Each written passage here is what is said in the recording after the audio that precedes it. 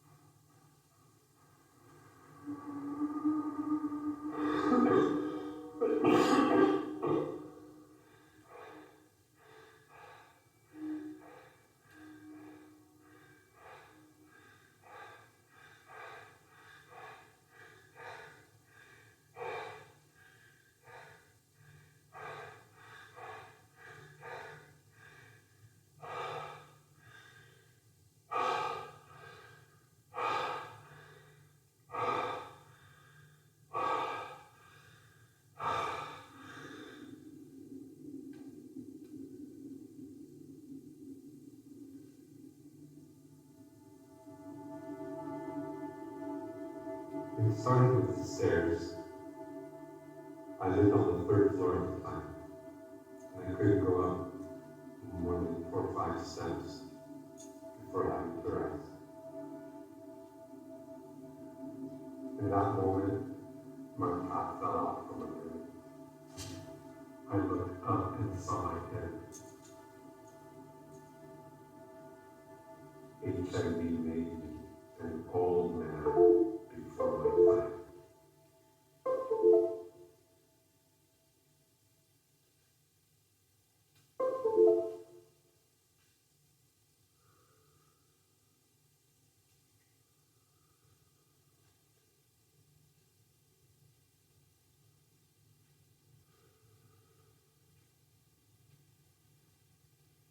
I am a viejito. I am not a viejito.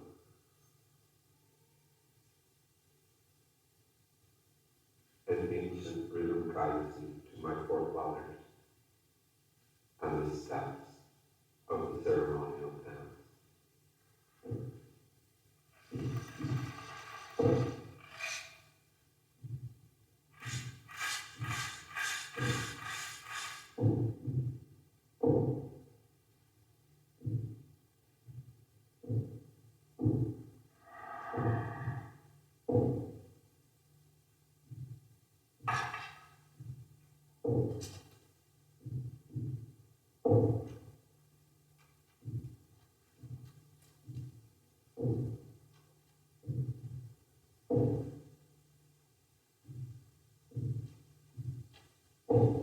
Efectivo, efectivo, efectivo,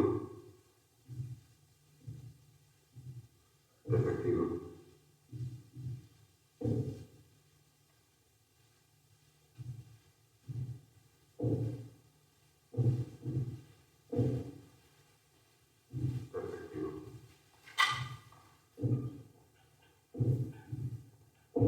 Efectivo, efectivo, efectivo, efectivo.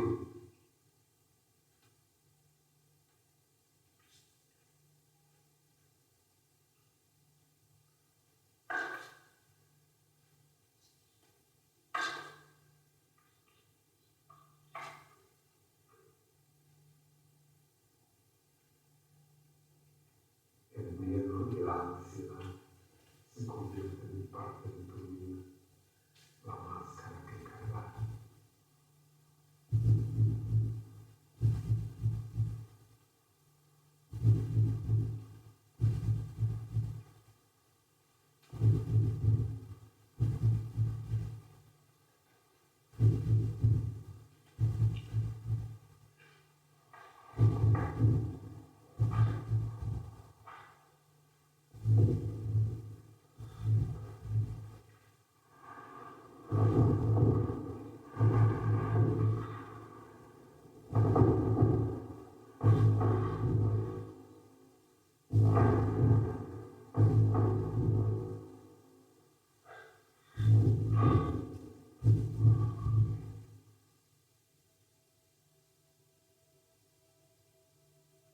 I am a viejito. I am not a viejito. Y yo no soy nada. Si yo no soy nada, lo que me rodea es todo. Y juntos somos uno.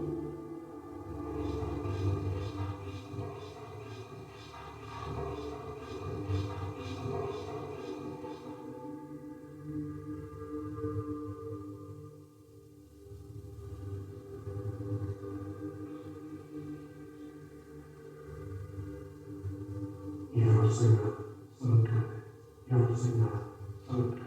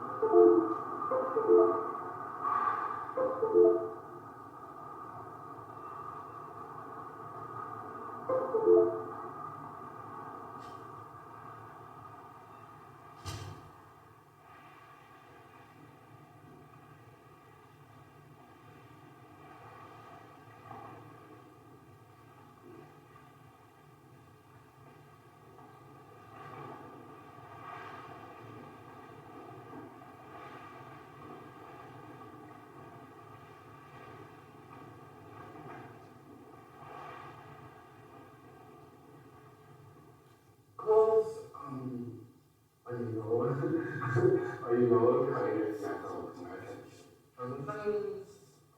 本身係啲事啦嘅情況啦，咁其實關於我呢個情況，我驚個負重嘅大啦，因為小弟今晚大家都係，所以就第一個嚟打，因為我知道個西而家喺度邊度，但係點知原來我得翻嚟嘅係我個西真係比佢嚴重好多。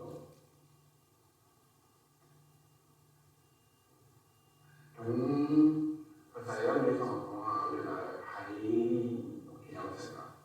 但係你明唔明啊？喺屋企休息嘅時候，你可以做嘅就係打掃啦、執嘢啦，甚至你已經做到冇嘢可以做嘅時候，我個腦空白咗啊！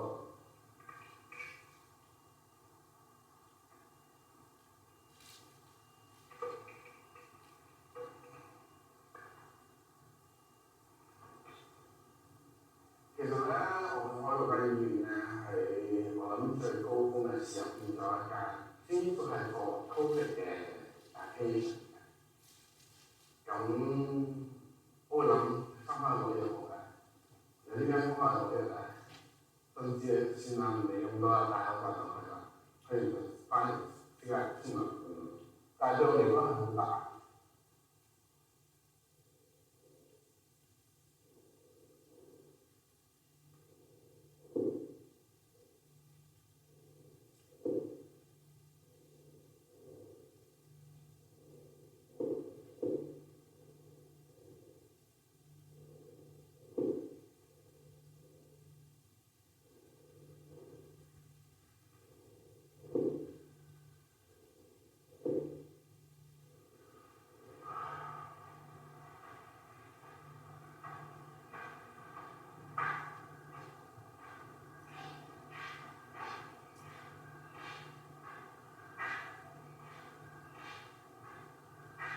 本來其實我哋生活呢度有見到好突出嚟，因為係一個記憶啦，係用於我為傳遞上面一啲叫放鬆嘅狀況。咁呢條我可以見到嘅電視，甚至啲人佢聽緊咁就譬如話，好似而家所謂結案上路。咁其實呢度都有話，咁咪就話人灣嘅聯合佢冇佢啊，我話有應該嘅意思。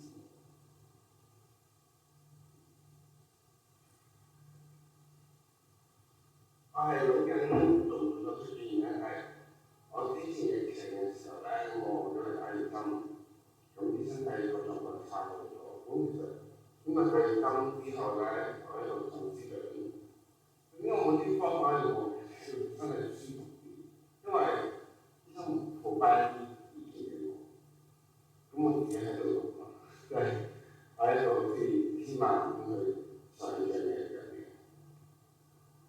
咁當我問醫生嘅時候，佢話：我如果啲朋友㗎，香港有好少，同埋究竟嗰個風險性嘅佢哋冇乜預測嘅，所以我覺得好似哇，其實呢樣嘢我係諗起嚟都有嘅。我哋反正係，如果為咗我自己真係可以用到好多方法。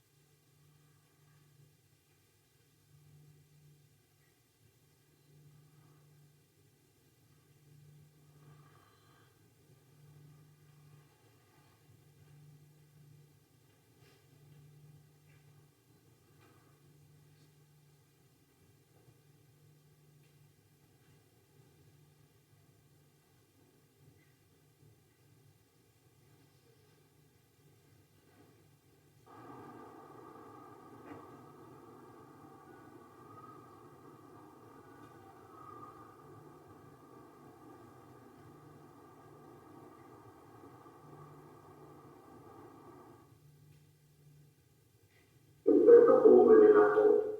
That's it. And then before I got that, I see myself as wanting to person.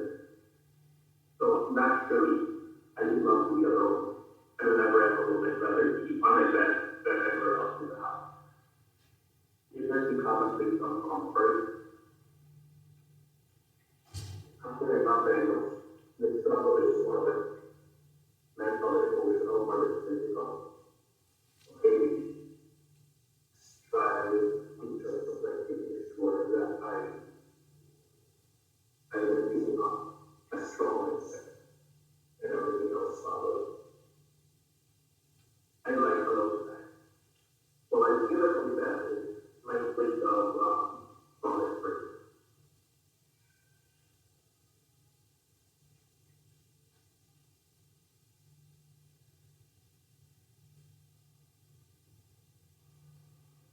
Yung despite having a shared each other the same things na ano mo, dalawang lalaki, ikaw lang yung alam mo, ikaw lang yung maribos sa akin, matulad sa magkakapatid, lahat you know, look up to, like, ang sobrang understood mo, hindi ka, talagang hindi ka ordinary, tapos pa rin pag-ipag-pakar na being in Manila, moving to Manila, and not knowing who you are, bumalik sa dati, parang sino ka ba? Ayusin mo yung sarili mo, look down on yourself, I had to stop the need to be power, to express yourself, to go back and reach your aims, and reason why I can't give up. You know, starting to win, going big with my craft, starting to get I can build my own goal. Ito pala ang pag-ibig ng isang dito, para sa akin. So, then you know what I wanted to do in my body. So, kasi way sa para mag-focus sa dito. The values that I am still who I am despite that aspect. Kasi yung sinabi ng story na lang, but it's possible I try to get a sense of who I am with the things that I talk to myself.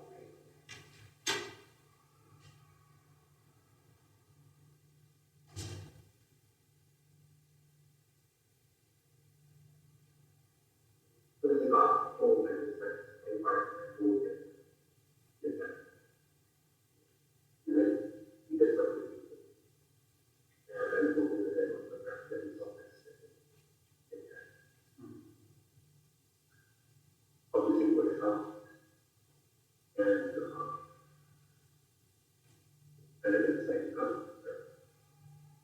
and as soon as he saw my face, yeah, he tried it right. And then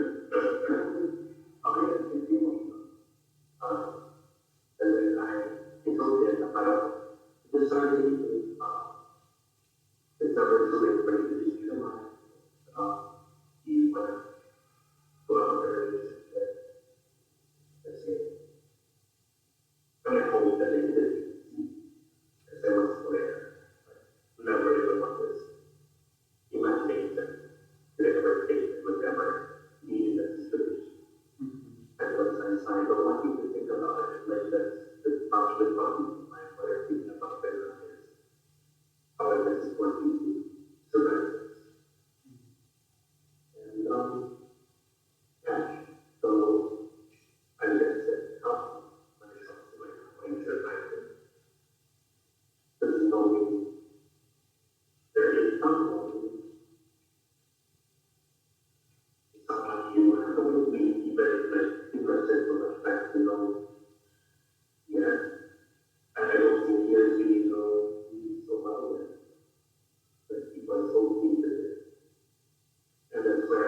like this open this. Now, if somebody does something, you have to be something about myself. So,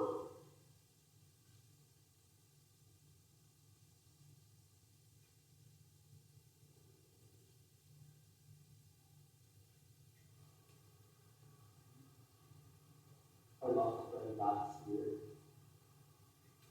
We go to nasa legacies na siya. With, we have to take the whole stretch. We were asking questions na paano ka naging okay yung sabi.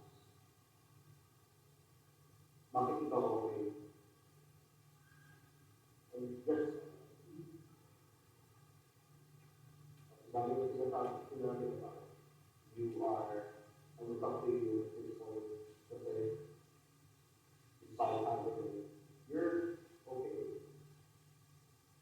Nakakagawa ko rin mga bagay-bagay. Ayaw pa rin maging, lalo na weird ka, sabi mo, ayaw umanap sa tao, pagkalit sila sa tao, ayaw umanap sa kanila, despite na, alam mo, yun, for the last few weeks, so papadali ako. Dahil ako doon lang din actually. Actually, also one thing that is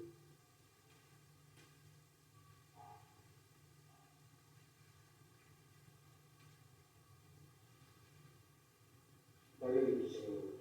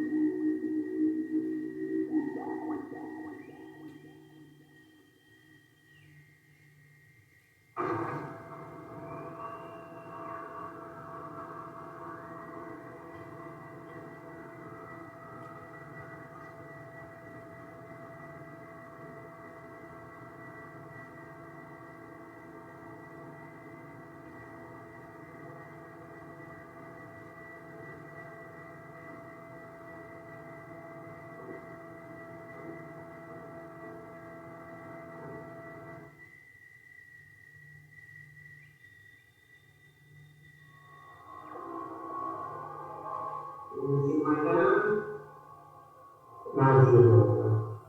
And I'm using it for go back to sleep, go back to sleep. Go back to sleep, go back. Imagine no longer being able to see people's faces. Faces. I can't see faces. I can't see people's faces. Imagine losing your career as a fashion photographer. AIDS cheated me out of the life that I should have had. AIDS cheated me out of my career as a fashion photographer. I am sorry to inform you that the CME recognizes any experimental medications used to treat the condition have caused permanent irreversible damage to your eyes.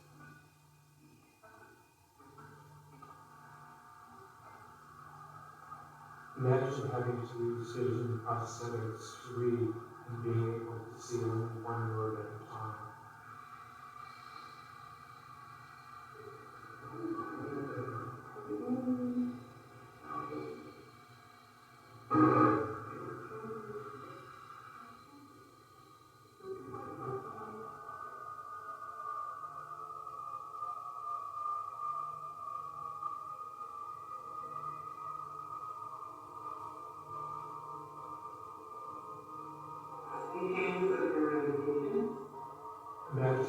take several AIDS medications daily.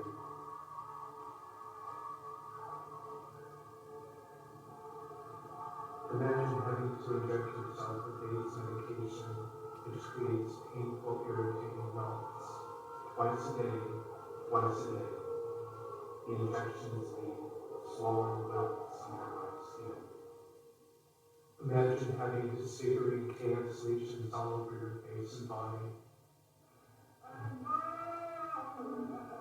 Imagine being discriminated against by hateful, bigoted, religious fanatics.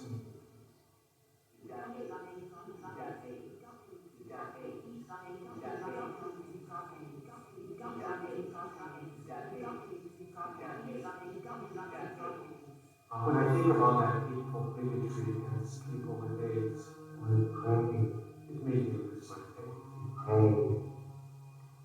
Pray.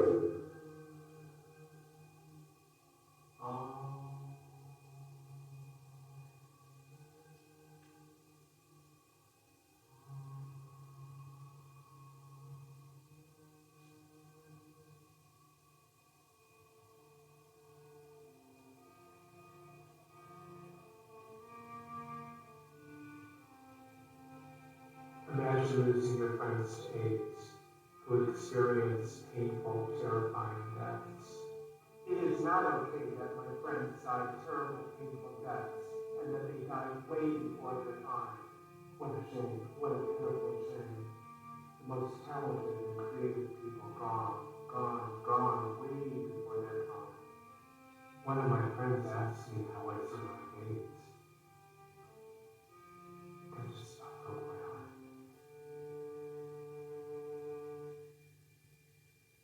My limited visual acuity permits me to see the world like an impressionist painting. The resulting disability left me believing I would never have a partner to share my life. Fortunately, I met Terry, who also has HIV. He is a caring, loving, and committed partner. He will forever hold my heart.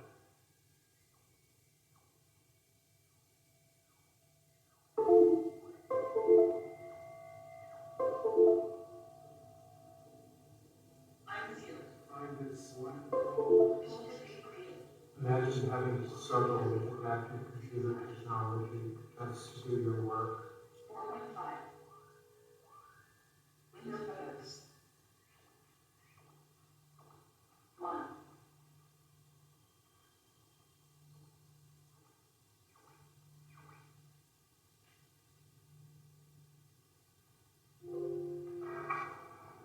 There it is.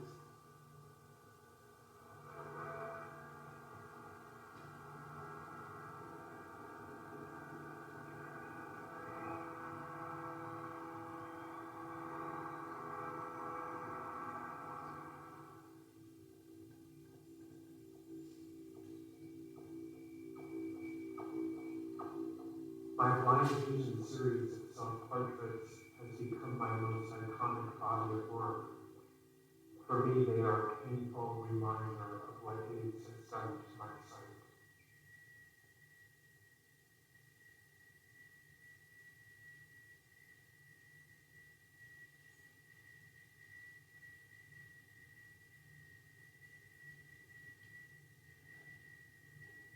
He does not ask to be born, nor can he choose the parents that will give him life.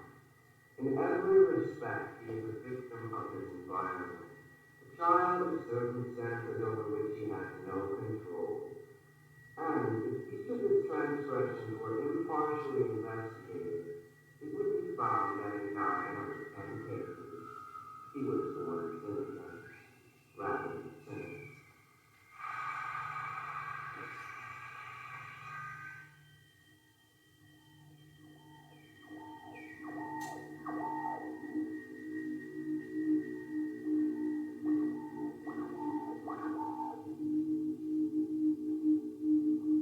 Imagine having your world paved to blur and black.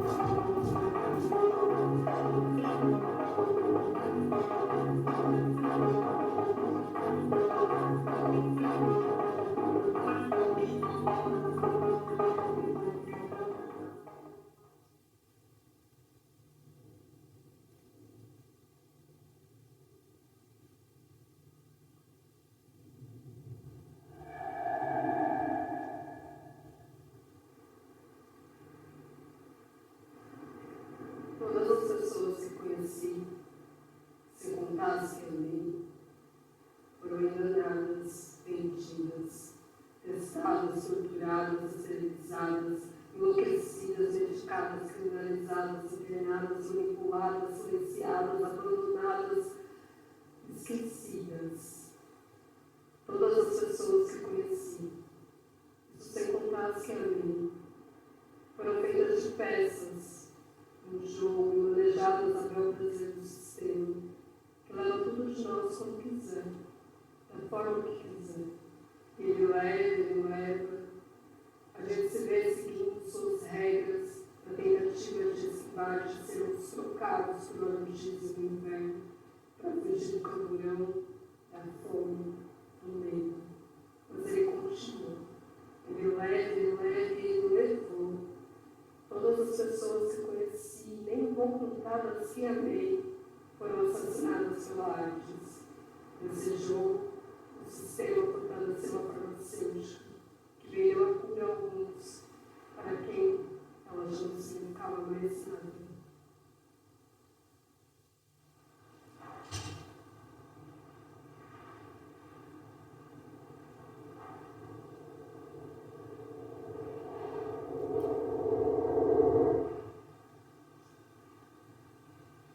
Olá, meu nome é Linho, de verdade. Eu também nasci com AIDS, nascimento, nascimento. Quando esse filme era gravado, eu enterrei 2 amigos de infância. Vai caber no áudio desse filme? Ah, só um resumo. Óbito causa básica, síndrome da imunodeficiência adquirida. Chorei tanto e fui seguindo. Tenho sido assim nos últimos 33 anos. Para falar de mim aqui, tenho 5 mães. 2 já faleceram. A primeira morreu de AIDS, a segunda de velhice. Meu irmão não tem AIDS, experiência na tocou. Tomei essa ideia antes de aprender a falar. Sou uma graciosa sessão e isso é triste. Para falar sobre nós aqui, faz uns 10 anos que nos conhecemos, 60 mil crianças expostas ao HIV. Não, fazem 20 anos, quase 1 milhão de crianças com AIDS. Tecemos redes e dos retalhos dos nossos sorrisos, costuramos a Nacional de Adolescentes e Jovens Vivendo com HIV/AIDS. Juramos que mais nenhuma criança nasceria com AIDS, mas nasceram e nascem. Os grafites na ânima ainda têm cor? Tomar café no Giro, viver criança, viver jovem, nadar no Poço Nova, depois conviver no Rio. E o poder jovem? No nono andar do Rio Ribas, prometemos de dedinho não morrer e já morremos tantas vezes depois disso. O que falaremos de nossos artigos acadêmicos? Como calcular o abandono de tratamento? O que está contido no óbito por AIDS? Perdidos é como nos anotam em prontuário, mas quem nos procurou?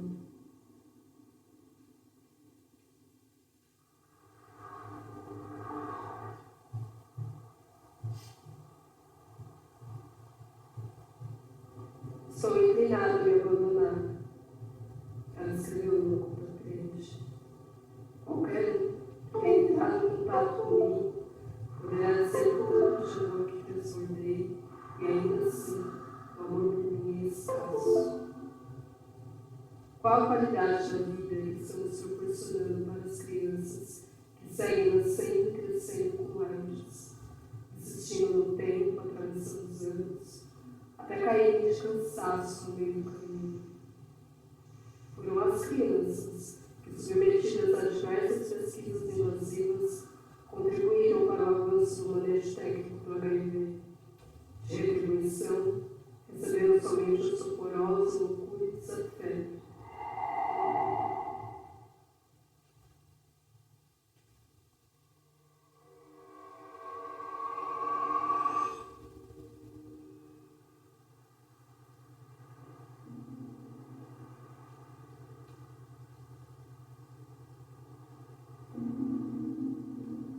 Talvez eu chore em alguma cena desse filme.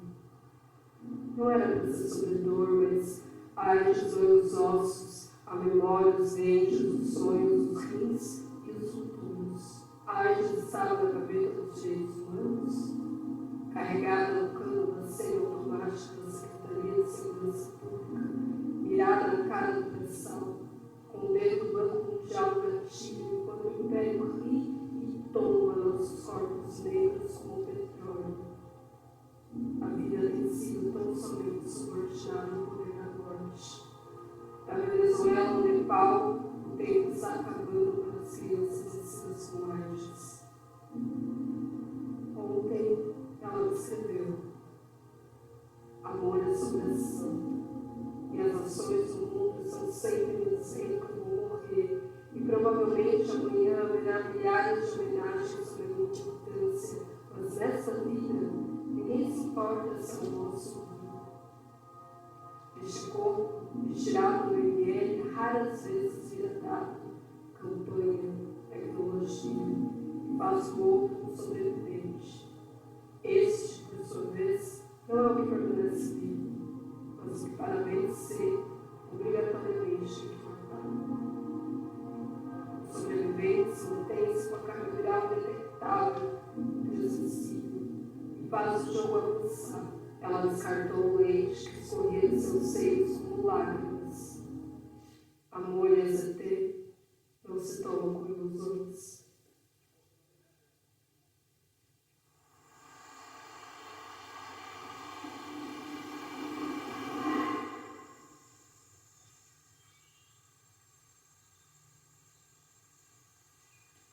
Foi em alguma manhã que a minha avó sonhou com a minha velhice. Contaram-me em sussurros. Sua mãe foi até Itapecerica buscar sementes. Plantou a cura no seu peito. Em algum momento florescerá. Cultivo em meus olhos essa noite serena. Estou constantemente me lembrando que me esqueceram. Insisto em futuros possíveis. Igual meu pai, que construía casas, tijolo por tijolo. Em meu fígado ecoa o grito dos meus ancestrais. Calunga embalou os mistérios. Sabia que sou água? Dessas que se toma com azeite. Quando minha mãe morreu, chovia. Ela segurou a mão da minha outra mãe, prometendo ser eternas. Não tiveram tempo de chorar. Por isso tenho tanta água em mim. Contorno, margeio, refresco, mas também alargo fronteiras, afogo saudades. Decifrei como a AIDS se desenvolve, faz cópias de mim mesmo. Aproveita-se da brecha, das lacunas, do silêncio. Chá de raiz fortalece o sistema imunológico. Estou me envolvendo numa agenda de amor. Organizar arquivos, reimaginando a memória. Desaprender o que claramente é restringência, abdicar da necessidade de expansão, celebrar a sacralidade da minha beleza e fazer as pazes com a morte, respirar a circularidade e permitir existir na convocação extrema da vida. Eu sou verdadeiramente uma gota de sol sobre a terra. Minha avó sonhou com a minha velhice. A cura já foi polinizada entre nós.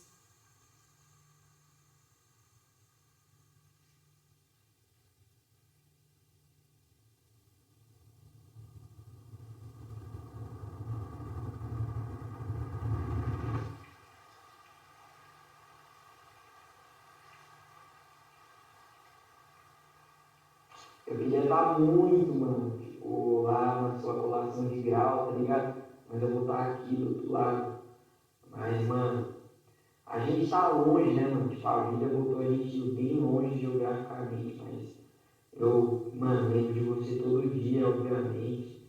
E peço as coisas da natureza pra todo dia cuidar de você, viu? Nós tá na mesma caminhada aí. A gente, mano, sabe da nossa história e a gente sabe pra onde a gente vai, viu, mano? A gente não é mais só sobrevivente, tá ligado? A gente sobreviveu, mas a gente está construindo a nossa vida também. É isso mesmo, Lili, sem palavras, mano. Nossos pais estão aliviados, tá ligado?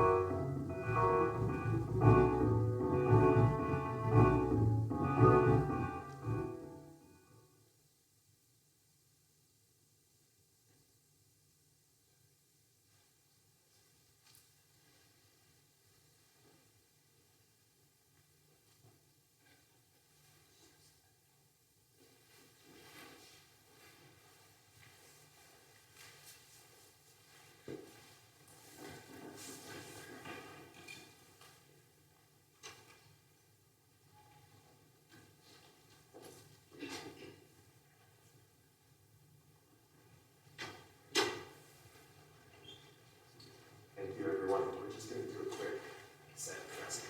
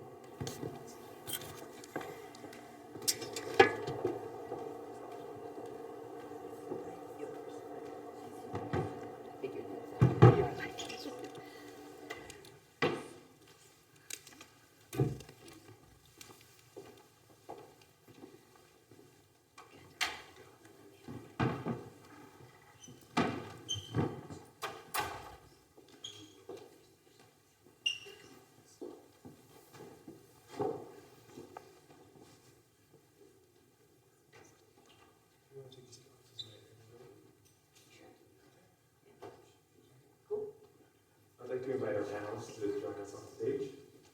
And we'll make some introductions.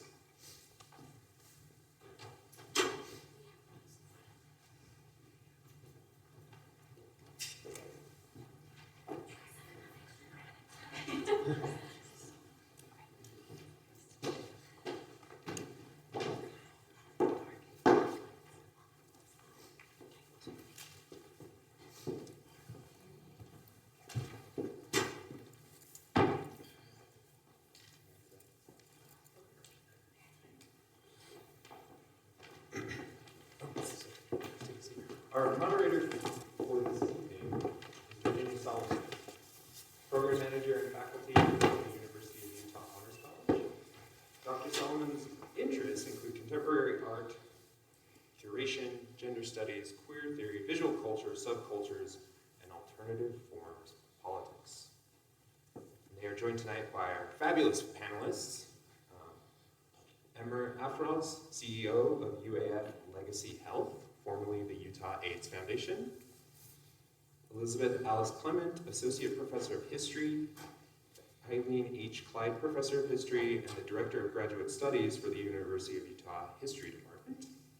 And Sequan Kolibas, Founding Partner and Executive Director of Hope on Tap, a local nonprofit that provides mobile harm reduction services, testing, treatment, and peer-led prevention to vulnerable and medically underserved communities across the state of Utah. Please join me in welcoming everyone on stage. So I'm just going to turn it over to Dr. Solomon, and yeah. Thank you. I will say, most of the time people call me Virginia. I only insist on Dr. Solomon when someone tries to like Miss or Mrs. Solomon me or something like that, and it's like, for all of the ways that you're wrong, we're using this honorific right now, people. So yeah, I just wanted to open with talking a little bit about kind of visual aids as an organization and the particularities of this program. I know you all had a walking tour of some pieces in the gallery before the video screening, one of which was blacked out for the celebration of the day without art, but you all might notice in the programming that there's some exceptionally obnoxious postmodern grammar play where it's with and out is in parentheses. So visual aids will talk about this as day sort of like with art and without art. Day without art was started as a way to acknowledge the kind of disproportionate impact of HIV and AIDS on the arts community. And the gesture of blocking out an artwork or closing museums entirely, kind of demonstrating that impact, what society would lose with the loss of the communities that at that moment were disproportionately affected and certainly stigmatized within the context of the AIDS crisis. But what artists kind of started to realize is that repeated a lot of the kind of critiques that AIDS activists were presenting against the dominant cultural response to HIV and AIDS in the first place, which was about trying to sort of garner pity by presenting people with AIDS as humans, but as victims and things like that. Sort of there's a way in which it was robbed, that version of politics robbed people of agency. And by covering up art, it robbed art of its agency. And so what visual aids started to do was to do this day with art as well. So things like this video program demonstrating the efficacy that art can have within the context of the AIDS crisis and kind of along the lines of what my research area is with politics more broadly.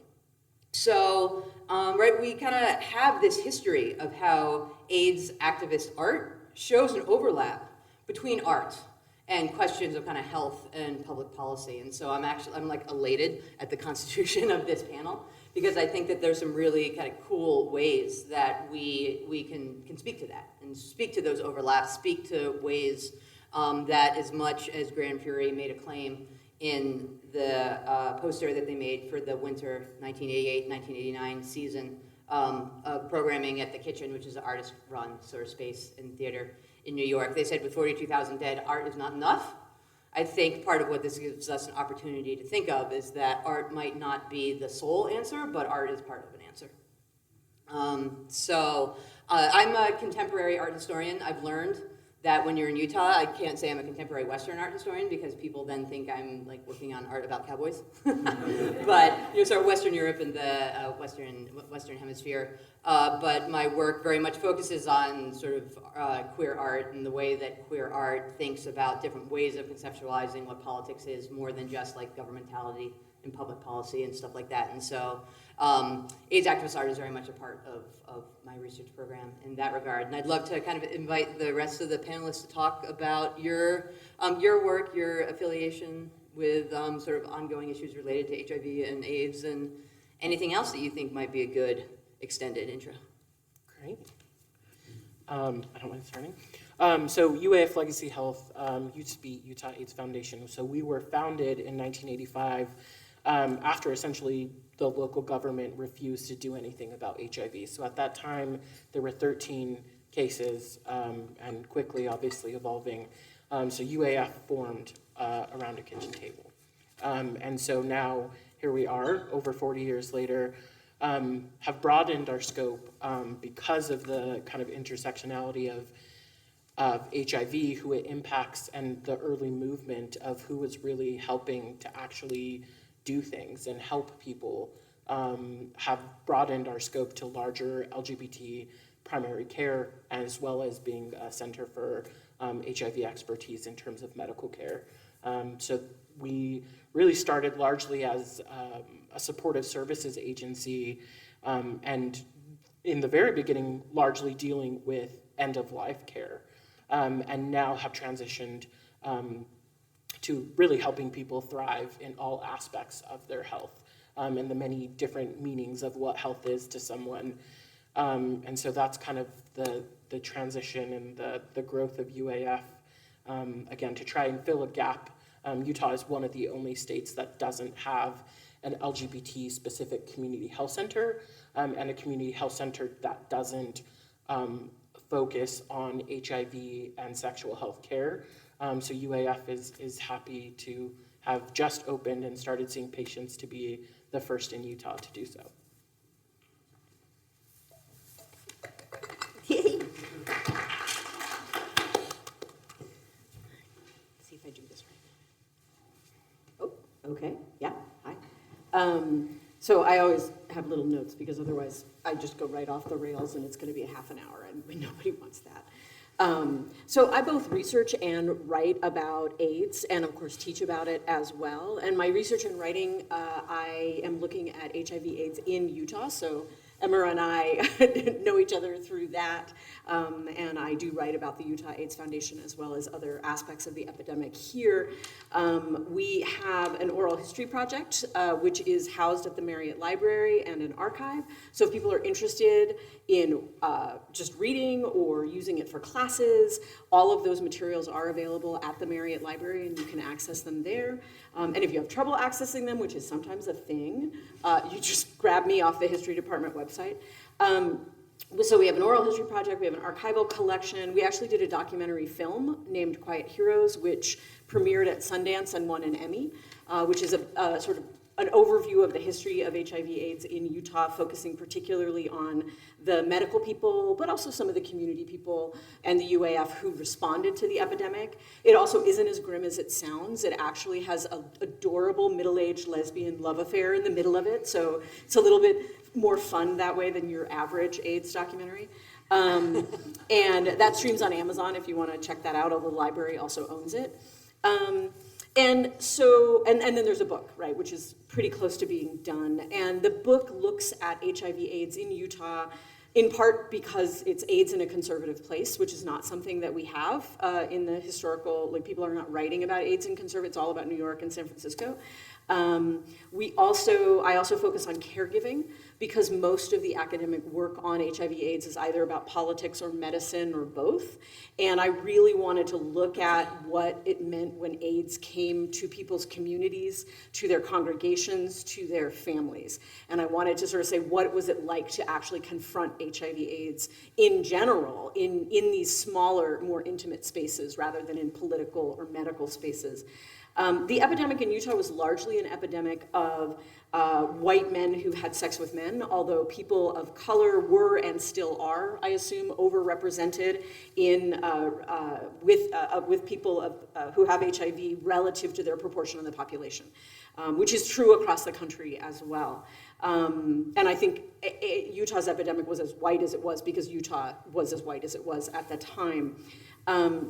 So my work, in part because of the demographics of Utah, focuses on the impact of AIDS and the stigma of queerness.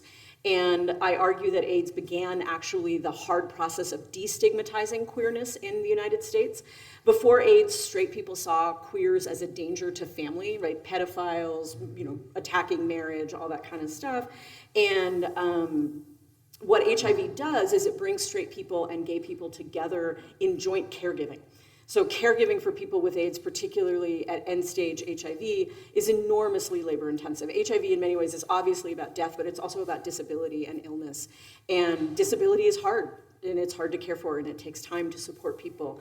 And what happened was that queer people were doing this work with straight people, and straight people began to realize that A, they had queer people in their families, and B, that queer people were capable of family work, that they did that kind of work. And so I argue that it was HIV/AIDS and the lesbian baby boom that brought us gay marriage, right? That it is AIDS that really opened up the possibility in the minds of straight people that marriage actually between gay people began to make sense for them, or between queer people, in a way that it really did not before HIV came. And marriage also was, it also became HIV/AIDS and the lesbian baby boom, which both emerged in the 1980s and then went through the 1990s and of course are still with us today, also changed the trajectory of the queer civil rights movement in the United States, away from liberation, which I think many of us grieve over, right? We would rather be talking about liberation to a certain extent than things like marriage, which feel very assimilationist. But marriage was the cheapest and fastest way to get legal rights, such as inheritance, health insurance, medical decision-making, all the things that you really need on the edges of life, with birth and with death. So AIDS made it clear that we needed those protections, and we needed them now. And so what AIDS does is it both forces the queer community to focus on family rights in a way that they had not done in the 1970s, and it also makes straight people realize that family rights for queer people actually make sense. I also remember AIDS vividly as like an late adolescent, early 20-something. I was in college in New York City from 1986 to 1990, which was really kind of ground zero for AIDS in the United States at the time. I was on the periphery of AIDS Coalition to Unleash Power or ACT UP, and this was back before there were effective medications for HIV, and it felt like people were dying everywhere, on the streets, right? I mean, we had homeless people with HIV, which we probably still do, but in New York on the streets in the late 80s and early 90s. And art intersected with my understanding of AIDS through the graphics that ACT UP created for its actions, but also to raise awareness. And what was really interesting, and we found out later through a lot of although I'm sure Virginia knows this, that a lot of the people who worked in the art collectives around HIV/AIDS for ACT UP, so Grand Fury in particular, not only were artists, but also their day job was often marketing and advertising, because there aren't actually a lot of jobs for arts. It's very hard to make a living just as an artist, which was amazing, and I think really impacted in positive ways their artwork for ACT UP, because they knew how to sell things. And so what they were selling in this case was facts about AIDS, ACT UP's analysis of the problem of AIDS, ACT UP's solution to the problem of AIDS. Like, what are we gonna do? And so I strongly suggest that you just Google ACT UP imagery and check it out, because their work is so fascinating and fun and interesting.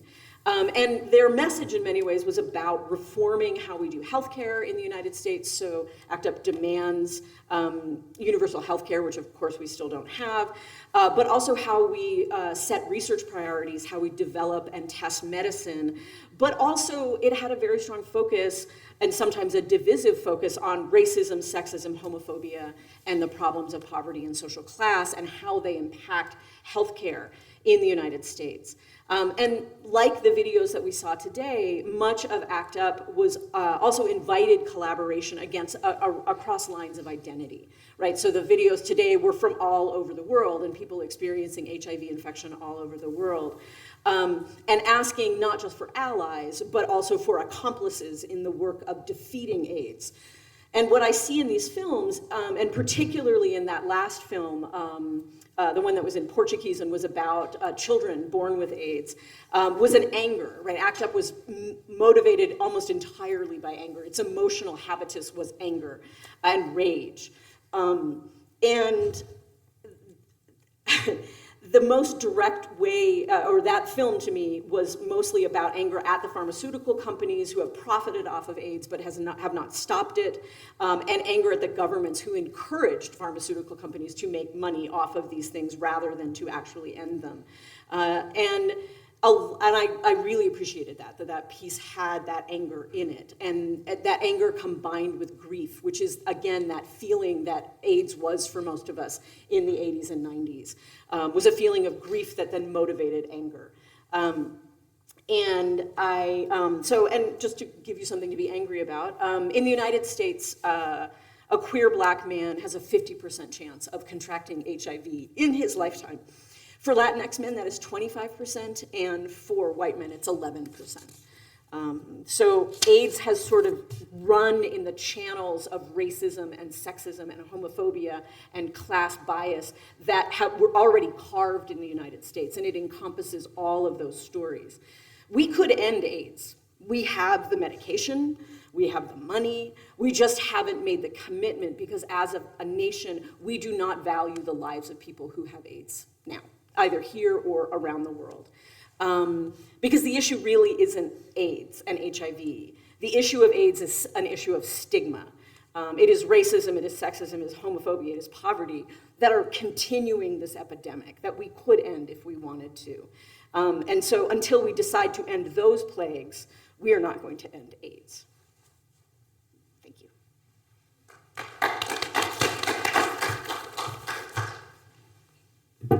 You won an Emmy. We did, I thought, right? Hi, family. My name is Saquon Colvis, and I am a founding partner and executive director of a local nonprofit called Hope on Tap. And TAP stands for Testing, Treatment, and Peer-Led Prevention. I am a woman living with HIV, and it's been almost 11 years now. And stigma, exactly. I think the self-stigma is just as great sometimes as the outward stigma. I didn't tell my family for the first 5 years that I had it because of that self-stigmatization. I was also an injection drug user at the time, so it's just all the stuff and things, all the shame of everything, right? I have a prison record. Now, I'm a closet IV user. Now I have this diagnosis. Great. So I got into my recovery 4.5 years ago, wrapped my mind around my diagnosis, and noticed the differences in healthcare from people who use drugs and people who don't use drugs. And that's one of my main advocacy issues is drug user health is a thing, and really drug user health needs to be priority because I don't want to say the sickest, but because of where we're at in life, we kind of need a little bit more attention because we're, this is going to sound horrible, but I'm going to say it anyway. We are spreading diseases a little bit quicker. Like hepatitis C, I specialize in testing for hepatitis C and HIV, and 70% of new cases in Utah of hepatitis C are injection drug users. So that's what I do, and we test all the way from Ogden down to St. George. Peer advocate, I'm screaming from the mountaintops that people who have HIV are people. And I love the pieces. By the end of the short films, I was crying because I relate to that. It also makes me appreciate my health as much as I do, because sometimes we forget, it's been 42, 43 years almost of the HIV and AIDS epidemic. And back in the 80s, that's how people found out they were in the stage of having AIDS. So just the advances in medicine, but drug companies are moneymakers. Why do we have vaccines for hepatitis A and B, but not C? And C is more prevalent. There are vaccine trials going on now for HIV. It's been 40 plus years, and we're just now getting around to vaccine trials. Really? Well, they did it before, but they failed. So the medications are amazing. I'm undetectable, which means it is impossible to transmit the virus, which is fantastic. But yeah, we have laws on the books in Utah. Utah's a non-disclosure state, and we don't want to talk about HIV because we have taken the person out of the disease. We're so worried about, well, how did they get it? It doesn't matter. I'm a person with a disease. Just like cancer. You don't ask, oh, how did you get that? Oh, it's a person with cancer. So I think we are too worried about things that don't really matter. And we stop looking at the disease. We look more at behavior surrounding it. So cancer's kind of been heroicized, like, oh, they beat cancer, they're a champion. I think everybody should be on the same scope. Like, it's a person with HIV, it's a person with cancer, it's a person with, multiple sclerosis. It's a person with a disease, a person that is hurting, that needs help, period. So that's my take on that.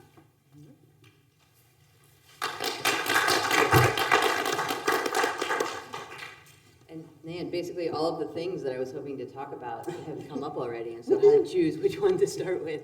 And I think that it's important to remember that one of Visual AIDS' sort of ongoing missions is to emphasize that AIDS is not over, right? That the AIDS crisis has not ended, that while it might not seem quite so epidemic on a national scale in the US among certain populations, that is only certain populations and only in the US.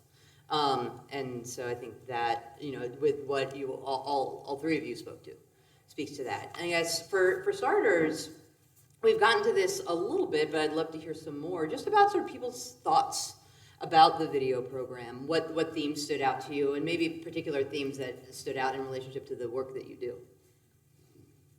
Yeah. I think the main, for me, and Virginia, I think one of your kind of questions was, what is health? And I think the main theme across all the videos was everyone's focus on a different aspect of health. I think there was a mental aspect, there was a physical aspect, there was a spiritual aspect to it. And so that was really striking. And it also highlights how everyone, you know, who is living with HIV has such different, unique situations, right? And at different barriers, different battles that they're coming with. How that really feels like that applies to UAF is for us, and like Saquon mentioned, is you know, we know our healthcare system is not working, and we just keep repeating the same thing. And so for UAF, it was pausing and saying, how are we switching that system, right? How are we switching that system to two of the most kind of, and I hate using the term vulnerable because it takes away the power of these communities, but the most negatively impacted by negative health outcomes. So people living with HIV and the LGBT community. And so we have these massive systems that don't work for them, right? And it's because we're trying to do one thing and one approach to the healthcare, which is really largely founded in pharmaceuticals and politics. And so for our work specifically, it was about stepping back and like Saquon mentioned, of looking at an individual person and understanding how you could help that person with their definition of health, what that's important. You know, some people might need mental health first before they start looking at their physical health. They might need social connections and that spiritual or kind of emotional connection before they can work on mental health or even physical health. And so for us was, how do we make a system that is easy? Because, you know, I feel like all of us can say we're pretty used to looking into the medical system and accessing the medical system, and it is still incredibly hard. And I say this from a privileged place of being like, there are times where I don't know how to do this. And so for us, it's the goal of how do we make this as much of a one-stop shop as possible. Our goal is not to duplicate efforts and to really rely on partners to kind of elevate everyone's work, because everyone's doing so many different things. And so our goal is to make sure we're making sure people don't get lost in the confusion, in the chaos of this, you know, frankly, terrible system that we've created. Beth mentioned this of it's interesting that in Utah, you know, we don't have that historical context of HIV, and people don't necessarily think of Salt Lake City or Utah when you're thinking of HIV. And it's almost the same when we're talking about health, when we're looking at kind of resources or networks of support within those communities. It's very similar. So that's our role, and I think what really resonated with the short films of kind of how we fit into it and what our work hopes to really achieve.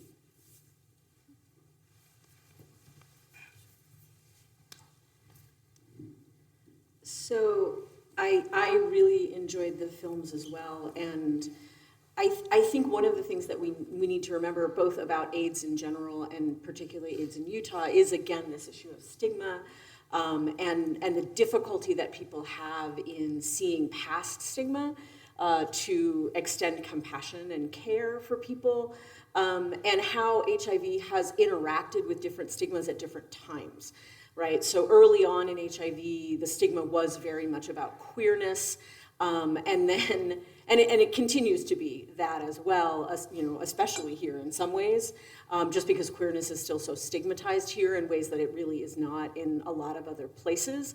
And the difficulties that that creates, right? So that the stigma of same-sex attraction is likely to make you act in ways that put you at risk, which means that you are then at risk for HIV, which means that you might then have a second stigma of HIV itself, right? So then you're queer and you have HIV. I know, insanity. And I remember asking Stan Penfold, who ran the UAF for a long time before Emmer took it over, whether he thought that the stigma of HIV in Utah was better or worse than it used to be. And he actually said he thought it was worse because most people know that you can prevent HIV transmission. And so the stigma then becomes, well, you should have known better, right? And you should have acted better. And that's very strong in the local culture, right? To project perfection, to project as if you know everything and you are on your way to righteousness and to exaltation. And that leaves so many of us behind because, of course, none of us are perfect and none of us are making always the best choices. It's just that sometimes those consequences are terrible and sometimes we're able to make it through those consequences. And I do remember when protease inhibitors, which are the medication that can be very, very effective for HIV infection and allows people to be undetectable and therefore both be healthy themselves and then also not transmit HIV. I do remember thinking I wasn't working in HIV anymore. I was in grad school, and I was so relieved because I had friends who would benefit from and did benefit from the meds. But I also remember thinking, oh no, white middle-class queer people are going to abandon AIDS, and AIDS is going to become just a disease of poverty and of race and of disadvantage. And I was not wrong about that. That has happened. And so that is another thing I really liked about the films, was just the diversity of people talking about AIDS and talking about those complications, but also, unfortunately, the way that stigma has shifted, right? So that it is still a stigma of queerness in some places, but it also is interacting with all of these other issues of access to healthcare, like, you know, for a long, long time, from 2010, I looked it up today and it doesn't seem to be true anymore, but in the mid-teens, 7 out of the 9 top states for new infections of HIV were all in the old Confederacy, right, in the South, that seceded from the Union because they wanted to keep slavery. And the reason for that is because they wouldn't expand Medicaid under Obamacare, right? So people didn't have access in those states or here, right, to Medicaid. Because the states didn't want those people to have health insurance, I think, right? Like, I really do think that that's what it was. It was a bias, especially in the South, it's a bias of race, but it's also a bias against poor people. And this idea that poor people are poor because they're lazy and that they could just not be poor somehow, rather than that poverty is a structural product of capitalism. Well, and also in ways that are entirely racialized. And ways that are absolutely, yes, entirely racialized. And so that sort of, I liked the diversity of these films. I thought they were interesting. They came from a bunch of different perspectives. I really also appreciated the ways in which they address the fact that AIDS is not gone, which again, people think it is, but it's not. And what's so infuriating is that it could be, right? That if we wanted to deal with the stigmas that cause HIV, we could. We just are not committed to doing that we still prefer to rank people by class and by race and by gender and sexuality. So, stop there. Rant paused. Continue. It's almost like the homeless crisis going on right now, people who are unsheltered. The police, I mean, this is total side tangent, but the police are coming to their camps and making them take down their tents and their tarps, put out their fires, when it's freezing conditions outside, because, in my opinion, it's almost like they want them to freeze to death, because then the problem just takes care of itself. That's what the South reminds me of. Yeah.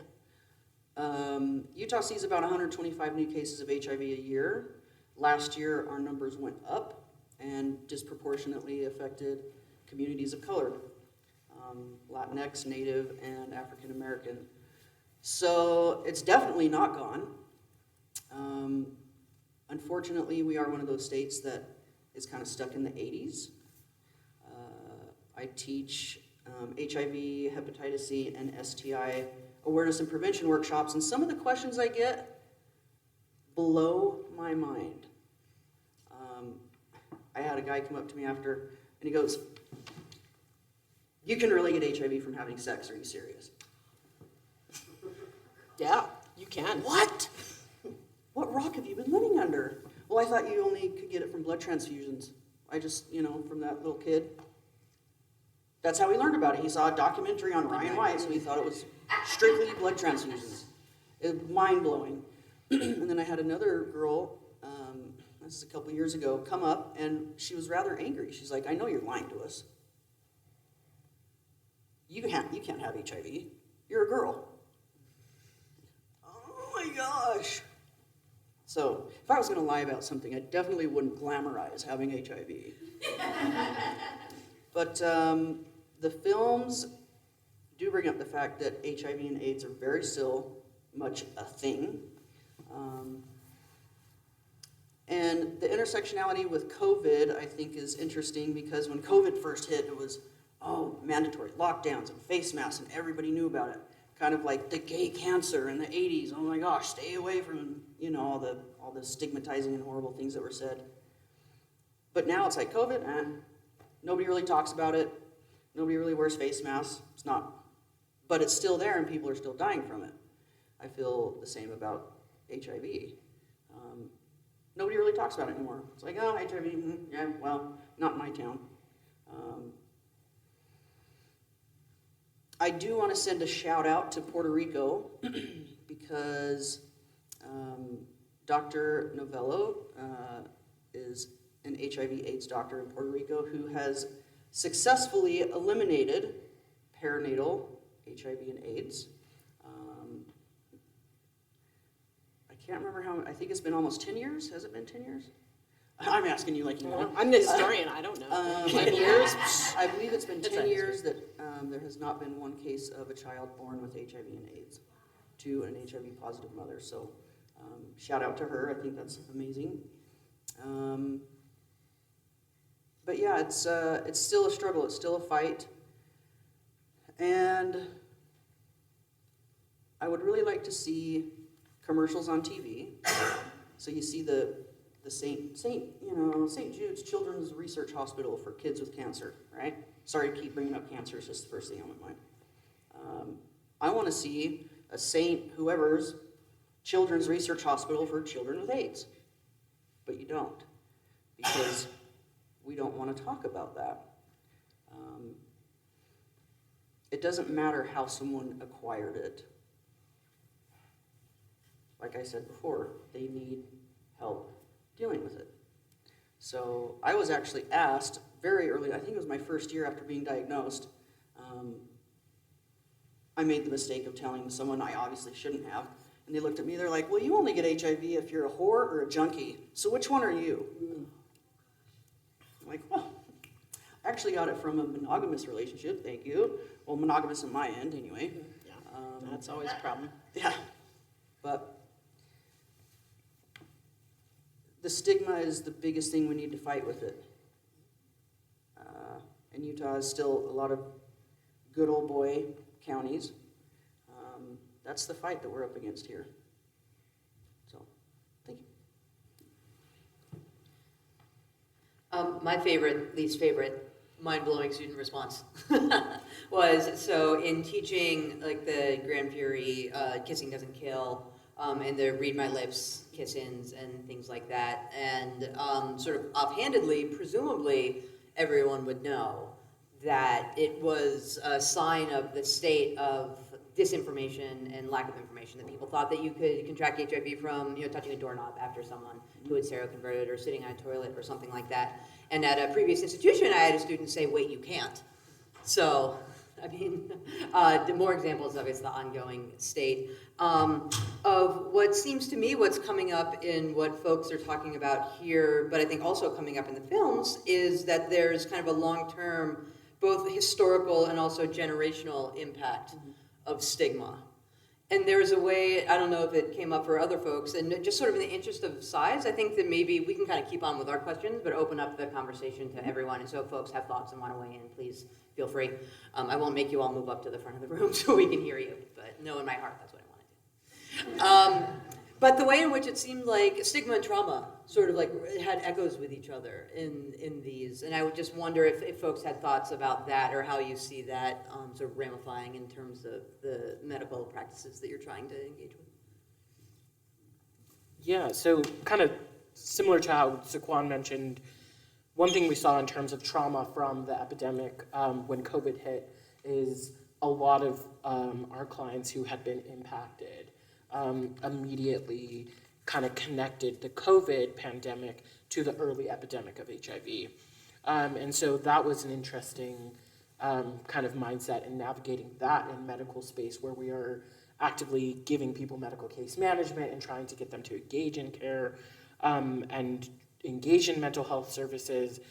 So that was like the main thing. It's interesting with that is, like Saquon said, is you saw similar, but not to the same extent. I think that's what highlighted for a lot of people of when it impacts everyone now, look how people respond, how quick the response is, how much money is put into the response. And so it highlights the stigma and also exemplifies the trauma, right? Just even the experience is very much similar to how people experience that time.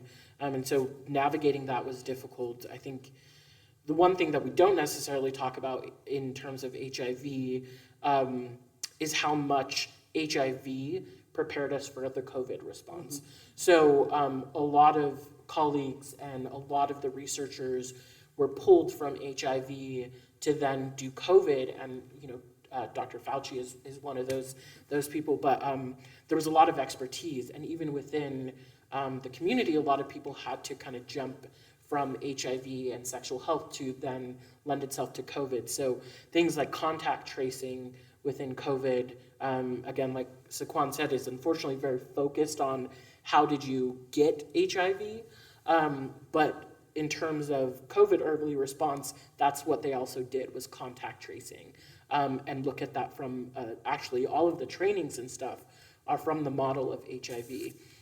So it's interesting how that, there's that balance of in more recent years, how it kind of keeps going, and the trauma, I think, from it, it's not something that goes away, right? I think it's something that can constantly be, sparked, and I think we're seeing that more and more now with things coming up.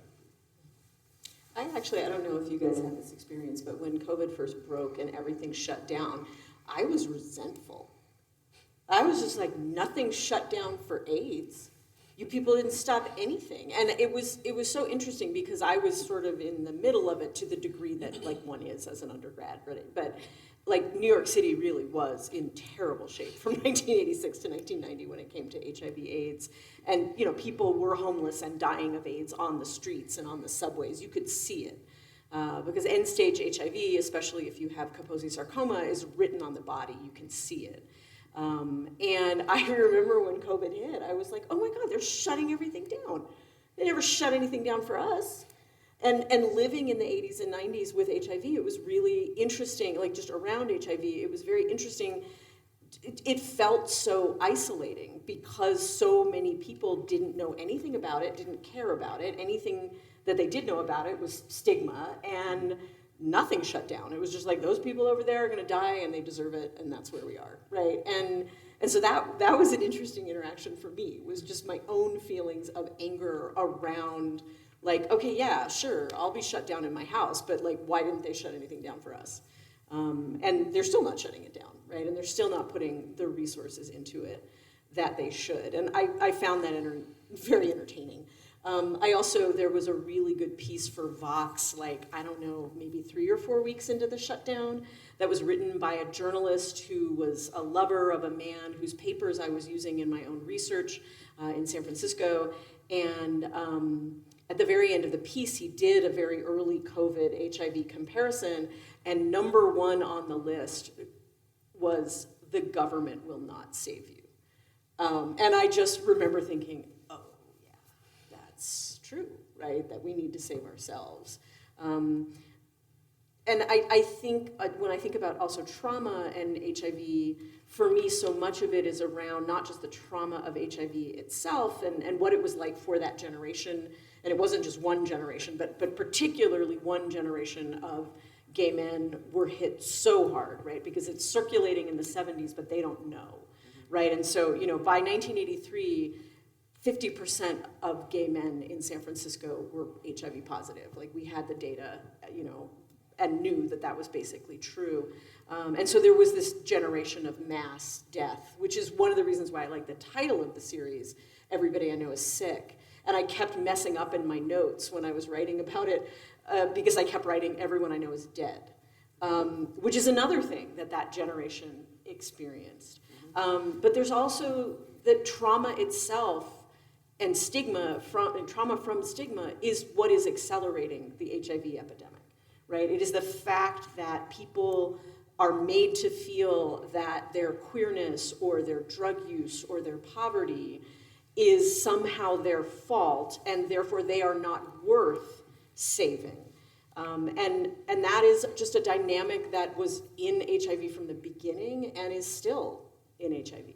And that is what we need to end. That's, I think, part of why I found the piece from the Philippines was sort of based around the bed. Yeah. And the sort of like the housedness, given the history of homelessness in terms of disproportionate impact of people who are contracting HIV, but also the extent to which you could entirely legally be kicked out of your housing. Yeah. Without any recourse.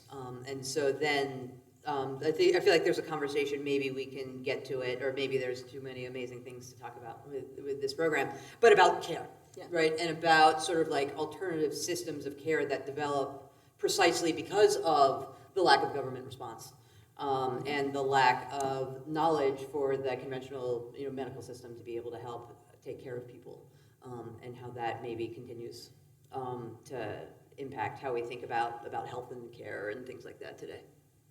So I don't know if you have experience with that in the work that you're doing now that is doing so much of this work, or other thoughts. Yes, actually I do. Amazing. Along the terms of trauma, people living with HIV are actually 20 times more likely to experience trauma than the general population. And I believe that to be absolutely true, just from personal experiences living with HIV for almost 11 years. I do want to say, before I forget, thank you guys for doing this. Because of the stigma and the self-stigma, a lot of people living with HIV, can't feel that they can disclose their status. So art is a way for them to express themselves in ways that they wouldn't be comfortable doing otherwise. So I just want to thank you guys. Thank you. Yeah. And thank you all for attending. I think this is really cool. But as far as medical establishments failing our priority populations, yes. I actually just found 2 clients who are both HIV positive. They're living in a tent, kind of sort of by the Jordan River on North Temple, who have been out of care for years because they're unsheltered, they don't have transportation. She has a lot of health issues, so it's hard for her to make her way to the tracks, take it up to the university, because we only have one, well now two, but before we only had one specialty HIV clinic in the state of Utah.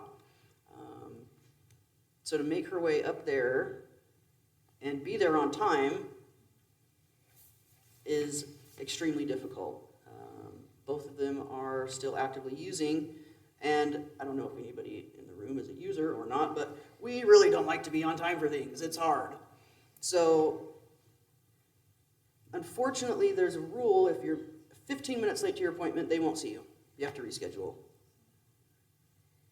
which is really hard for my population, because if we show up, even if it's an hour late, we're there, please. I think some exceptions need to be made. So that's where my work comes in. We actually provide client transportation. So I've scheduled them appointments. I'm going to be picking them up and taking them up there myself to get them the care that they need, because they've been out of care for 2 or 3 years now. But it's finding those people that the medical establishments have overlooked or forgotten, or you're late, don't come back. Being an advocate for them and raising my voice and saying, this is, pardon my French, this is bullshit. Just because I'm late doesn't mean I don't deserve equal access to health care. Are you kidding me? So yeah, don't get me started, because I get riled up, girl. But yeah, that's, I do see it all the time in my work. That's actually really interesting, and very disappointing, Yes. because Dr. Reese, we only had one doctor in the state for 10 years covering this, and she partnered with Holy Cross Hospital, which was still run by the Sisters of the Holy Cross, right? And one of the things that I learned in writing about this and in interviewing Dr. Reese is to just really question the priorities of medicine and why we have it set up the way that we do. And so Reese, before she was here, because she's not local, she was working on the Rosebud Reservation as a director of an Indian health clinic. And she talked about how that taught her a bunch of things. One of which was, if somebody makes it to the clinic, you need to see them. Thank you. Because on the reservation, people have huge issues with transportation. It is a large Western reservation. It is very difficult. People are very poor, so they often don't have their own access to transportation. And that working there really taught her that medicine is organized around the status of the doctors, and basically it's a very status-oriented system in which the idea is the people with the most status, their time is the most valuable. And it is not actually organized around the patient at all. And of course, y'all know this, right? Because y'all have, you have accessed care in the United States, and you know that it's not, your doctor can leave you sitting there for 20 minutes, half hour, 45 minutes. You don't get to complain about that because they're just behind, right? But you don't get to be late for an appointment. And so one of the things I loved about Dr. Reese was that it used to be that not only did Dr. Reese run behind because she spent time with people and explained to people what they needed to understand and gave them that time. And it used to be that the patients would call when they knew they had an appointment, and they would say, "How late is she today?" Right? And then whoever was running whoever was the receptionist would be like, "She's about an hour and a half behind right now." Right? And so then how do you time showing up? Because you want to be seen, but also she's running an hour and a half behind. But it's very disappointing that is now the policy of the clinic. And Reese didn't work at the U because the U didn't want to do HIV. And so she was at Holy Cross because Holy Cross, first of all, she had admitting privileges there before HIV broke. But then the Sisters of the Holy Cross have a mission to stand with the poor and the powerless. It's literally in the mission of their order. And so they took on AIDS partially because Reese was a doctor of theirs, but partially because they literally saw HIV/AIDS as congruent, as working with their mission as women religious in the United States. And so, yeah, back when Holy Cross was there, you did not have to be on time for your appointment. They would see you. And then Holy Cross was sold, speaking of healthcare in the United States, because there just aren't that many nuns anymore, and because HIV was expensive. And so the Order of Holy Cross started selling off its less profitable hospitals, and our hospital was one of those. And Reese had to go to the U, right? So Dr. Reese she put on her little lesbian superhero cape, and she carried her 450 clients up to the U within 3 months of Holy Cross closing, or Holy Cross being sold. Oh, by the way, also, the people who bought it was for-profit, and it was a for-profit health chain, and while they were in the process of negotiating the sale, they promised that they would continue their charity care. They promised that Reese and her patients could stay, and as soon as they got control of the hospital, they told her they did not want her kind of patients. And they told her to take her practice elsewhere. And so then she had a good relationship with the people up at the U, and she basically moved everybody up to the U. But there was a huge cultural conflict around how to moving from a private practice where you really did get to run things however you wanted to a university hospital university, academic hospitals are not patient-centered, right? And so I write a little bit about that conflict and just how difficult it was for Dr. Reese and Maggie, who was her PA, to adjust to and also begin to sand the edges off of the way that academic medicine is about academics and about status and is not actually about patients and what patients need. Well, it's hard because I think I always push back on my team is what makes us different. In some instances, I will be like, you know, we need to look at us on par with the U and IHC and all of these others, and then I always come back with the caveat of what makes us different. So I think one of the first eye-opening conversations about care and changing care was we sat down with our provider and we said, well, how many patients per day is standard? And they said, well, to keep me comfortable and sane, 10.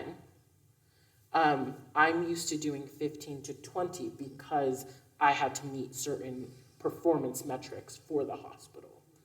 So obviously we are a nonprofit, and so for us it was able to look at that of like, okay, so we're not shooting for the 15 to 20, we're shooting for the comfortable care.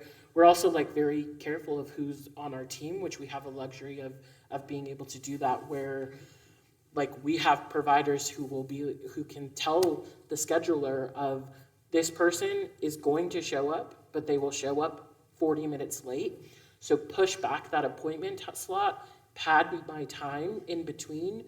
And so I think that's where, you know, again, I think in traditional medical systems, which was largely what we're used to, it doesn't work. And this is how we're letting people just fall through the cracks, and we know it doesn't work. And so that's really what you have to leave room for pivoting in this. And of course, you know, obviously everyone has to keep doors open, and there, you know, are certain things to do, but there's little differences that you can make that are not a huge burden on the system. I'm going to be bringing you a lot of people. And an hour and a half late, that's my kind of doctor. Absolutely. I have so many things that I want to keep following up on, but I also want to do my job. And it definitely leaves space for, if there are folks in the audience, Derek, it looks like you maybe are wandering with a microphone. Is that what's happening? Excellent. So if folks have thoughts, if you have questions, or again, like I mentioned earlier, if you just want to kind of pop in the conversation that we're having, please pop in. Yeah.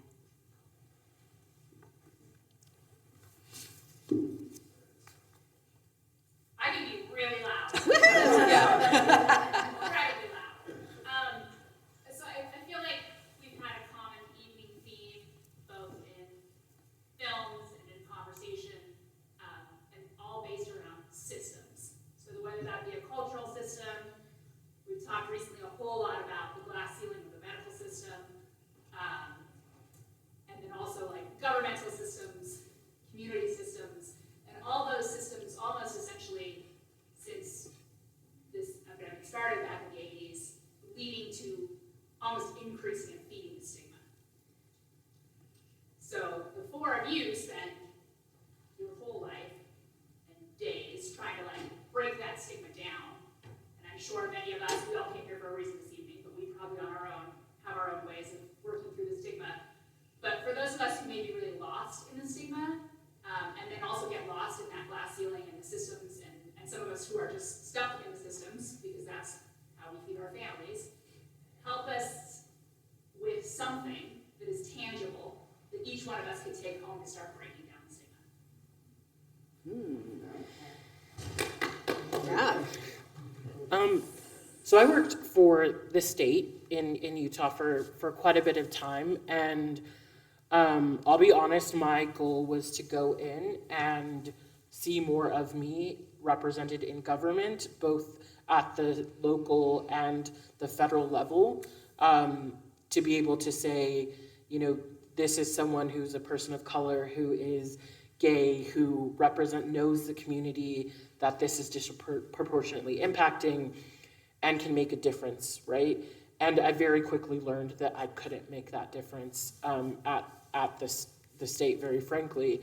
And every corner I turned was just kind of shutting that down. And so for me, it was trying to find the little wins that I could do. And so little things like, and this sounds what was writing contracts to make them more like accessible, right? So we have to find this really rigid way of doing this. How do I interpret this federal guideline that they're not giving me interpretation on in a more open and inclusive way, and then put that into my contract so that this community organization who has more strength and power in terms of what they can do in their reach is able to do that. So for me, it was finding those small wins of like, what can I do tangibly? And then also understanding that like, I think there was so much burden of like, I need to exist in this space and I need to like change it and I need to change it. But for me, it was also understanding when I needed to leave and find an opportunity if I felt capable and willing to go and amplify my voice, of finding a different platform to do that. So I think it is really that of understanding yourself very in depth and knowing of if you're, and I know many people at the state who are super committed to working there and doing good work, and it works really well for them, and they continue to do what, you know, those small wins every day. But I think that was the biggest thing for me. And then I think that eventually when you like understand, for me personally, I can say it was understanding of like, I've done what I can and I want to do more, right? Like this is not enough, you know, and I'm sure Beth and Saquon have more. So on a grand level, getting involved in trying to change the legislation, Utah state laws, like I said before, are very stigmatizing and not based around the science of transmission. So that is one of my next feats, is trying to get those laws, I know not banished completely off the books, because that's way too progressive for Utah at the moment, but just trying to change the word and modernize the laws so they're not so stigmatizing. But on a smaller scale, normalizing the conversation not only around HIV, but around sexual health. Because, like we all know, us in Utah, we don't have sex until we're married, and none of us do drugs. We don't. Never. So normalizing the conversation around, yes, we do have sex outside of marriage. A lot of us do, and yes, a lot of us do drugs. So not talking about sex as, like, what's your sexual risk? What's a risk reduction? Because talking about it in that sense, when you talk about it as a risk means it's dangerous, which means it's not good. And if it makes me feel good, I don't want to talk about it as if it's a bad thing. So just trying to change the conversation and trying to change the conversation and the wording around sexual health and normalizing it. And understand that everybody be humping. It's not something that we need to hide. So I think talking about it will also open up the door for prevention talk. So. Sorry, there's a health officer in Utah who has for decades now declined any funding for STIs because their county, people don't have sex outside of marriage and they don't have STIs in their county. Their county happens to be one of the top 5 counties for STI burden in the state. So, yeah. Shocked. Yeah. Shocked. Yeah. Well, and that was an early response to HIV. Is that even on? Nope. Early on, right, we had epidemiologists in the state saying that HIV would not come here because we didn't have queer people here. And that was a queer, like, it's just the level of ridiculousness of all of those statements put together was pretty insane.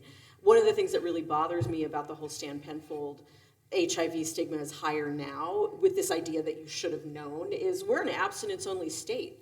How are people supposed to know? Hello? Right, we don't have fact-based sex education here. So why are we blaming people for not understanding how to protect themselves or not understanding their risk? In terms of what we can do, I mean, I agree with everything that's been said. I also, the forces that we're dealing with are so big that it feels very disempowering. And I think there are times, I agree with Emmer, that you need to take the small wins when you can, and you need to try to make a difference where you are when you can, and you need to preserve yourself if you feel like you're burning out, right? You need to pay attention to you, because you're not gonna be any good to anybody if you burn out. But I also think just something from teaching, like it's a truism in teaching that you start where people are. And I think that one of the things we need to do is we need to have these conversations when they come up, right? And we need to, not in an aggressive way, but in a gentle way, say, well, I actually think differently about issue XYZ, whatever that is, and humanize the people around us and humanize the people in front of us.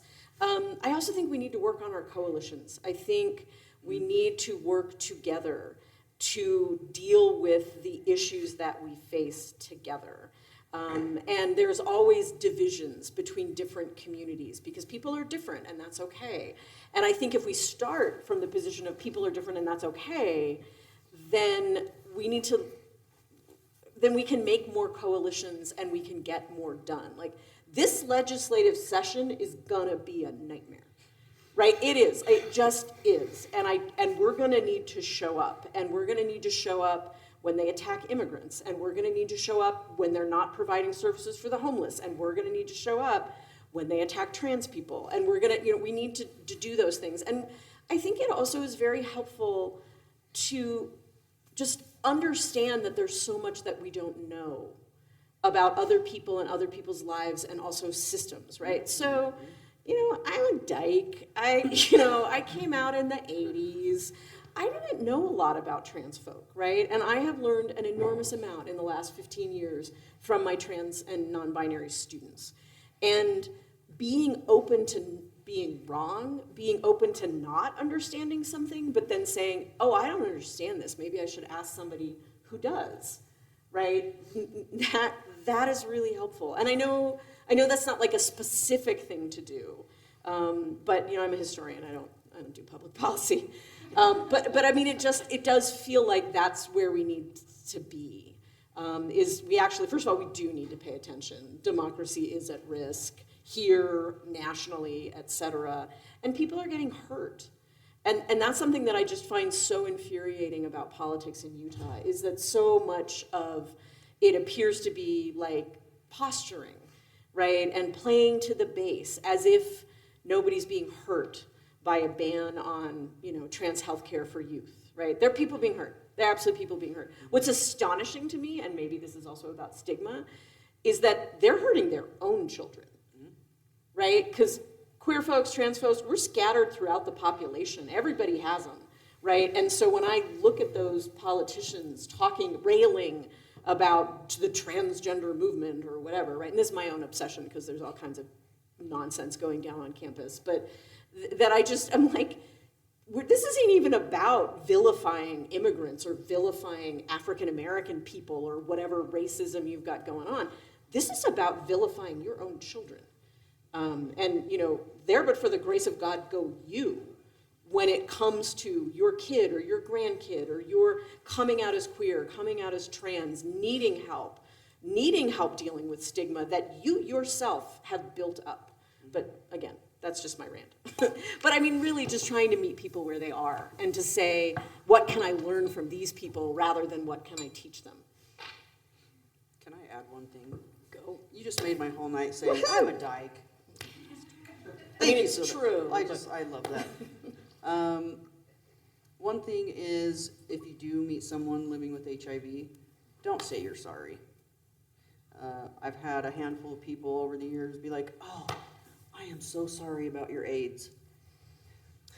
Well, I don't have AIDS, first of all. I'm HIV positive. And second, you have nothing to be sorry for. So yeah, if you meet someone and they disclose their status, don't be like, oh my God, I'm so sorry. Well, it has nothing to do with you. You don't have to be sorry about anything. So yeah, just normalizing HIV, period, really, is something you can do. But I know that you're not like that anyway, Jasmine. Because you're here.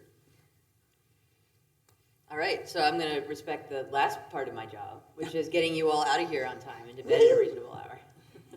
But maybe this shows that we should like give more time to the Q&A next year. You're all gonna come back, right? Awesome, so let's give a massive thank you to the three of you for being up here, letting us learn from you. Thank you to the UFA for putting on this program and staying up late themselves. Thanks to you all for coming. And definitely, if you have friends who might be interested in the program, it's online and publicly available. Spread it around, tell your friends, keep the conversation going. Thank you all, have a good night. Thank you guys.